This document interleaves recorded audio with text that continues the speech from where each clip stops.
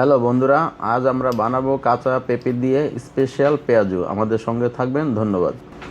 এর জন্য প্রথমে আমরা নিব ছোট সাইজের একটি পেঁপে কুচি করে নিব এবং সাথে দিব হাফ চা চামচ আদা বাটা, হাফ চা চামচ রসুন বাটা, দিব 1 চা চামচের মতন কাঁচা লঙ্কা কুচি, সাথে দিব হাফ চা চামচ কম কোয়াটার হলুদের গুঁড়ো, দিব ধনিয়ার গুঁড়ো কোয়াটার চামচ ভাজা জিরার গুঁড়ো দিব,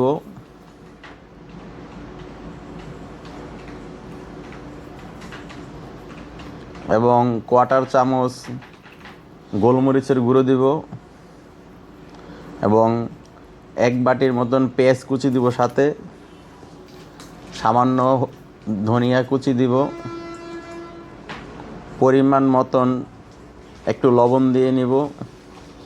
যদি ঝাল পছন্দ করেন তাহলে দিব হাফ চা চামচের মতন মরিচের গুঁড়ো, আপনারা প্রয়োজন মতো কম বেশি করতে পারবেন। এবং সাথে দিব 3 টেবিল চামচের মতন কর্নফ্লাওয়ার,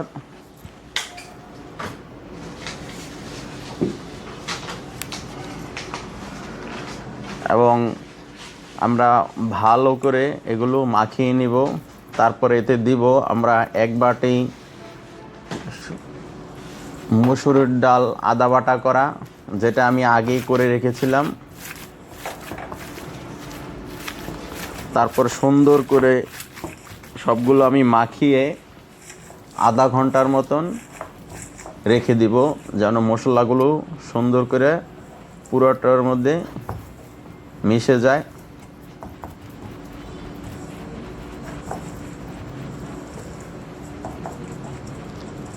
খাবার দাবার টেস্ট নির্ভর করে আমাদের রুচি এবং হাতের উপর অনেকটা। আমি একটা ফ্রাই প্যানে তেল গরম করে,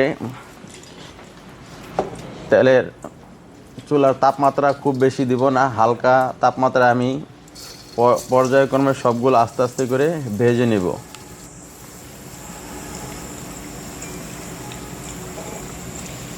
আমার পেঁপের পেঁয়াজগুলো খুব সুন্দর একটা কালার আসছে,